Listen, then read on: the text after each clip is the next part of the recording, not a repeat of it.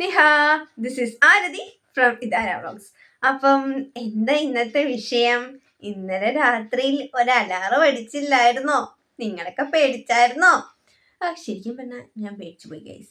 കാരണം ഞാൻ്റെയും അനിയത്തിയുടെയും ഫോണ് ഒരുമിച്ചിരുന്ന് വലിയൊരു സൗണ്ടായിരുന്നു ഇവിടെ ഉണ്ടായിരുന്നേ. സത്യത്തിൽ പേടിച്ച് രാത്രി ഒരു 1:30 ആയപ്പോഴാണെന്ന് തോന്നുന്നു. സമയമൊന്നും നോക്കാൻ പറ്റിയില്ല. എന്തോ കടന്ന് ഭയങ്കരമായി ഒരു ഇത് പെട്ടെന്ന് അടിക്കുമ്പോൾ നമുക്കൊരു ഇത് വരികയല്ലേ, അത് എനിക്കും വന്ന്. പിന്നെ അനിയത്തി പറഞ്ഞു അവളുടെ അവിടെ തലേ ദിവസമൊക്കെ അടിച്ചായിരുന്നു, അതുകൊണ്ട് എനിക്ക് വലിയ പേടിയൊന്നും വന്നില്ല എന്നൊക്കെ.